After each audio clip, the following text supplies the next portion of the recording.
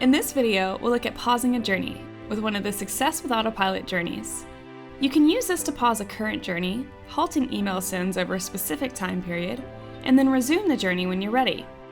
We've broken this journey down into 3 sections to explain what our journey will look like before we make any changes, what we'll need to change to implement the pause, and how our journey should look following the change.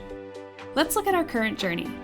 In this journey, we've set up an email nurture to send out an email to our active customers list every 7 days. Each contact will flow through the journey based on the configuration of the shapes.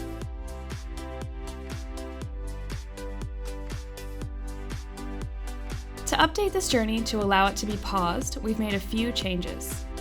Firstly, we've changed the journey trigger to be configured with a blank list, rather than our active customers list. This will stop any new contacts from entering the journey during the paused period. Following this, we need to prevent the contacts that are sitting in the delay shapes from progressing into the send email shapes. To do this, we've broken the connections between each delay and send email shapes, and introduced add to list shapes. These shapes will drain the contacts out of the journey and store them in lists until you're ready to resume the journey and re-enter them into the correct shape. They also ensure that the journey can be published, as action shapes must be connected to a trigger when on the canvas. We've then added a list trigger configured with a blank list.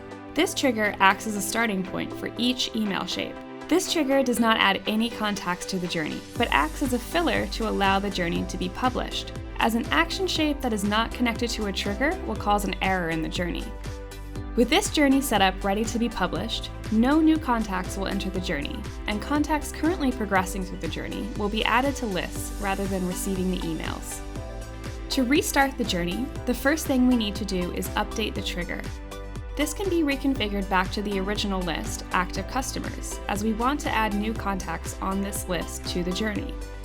Following this, we've added a check email status condition check, configured with the first email and using the has not been sent connection. This will prevent contacts from receiving the first email a second time when they are re-triggered into the journey. Then, by deleting the add to list shapes and reconnecting the journey into a linear pathway, all contacts will flow smoothly through the journey. To re-trigger all the contacts that were diverted into lists back into the journey, we've reconfigured the list trigger shapes with the appropriate lists to resume their journey.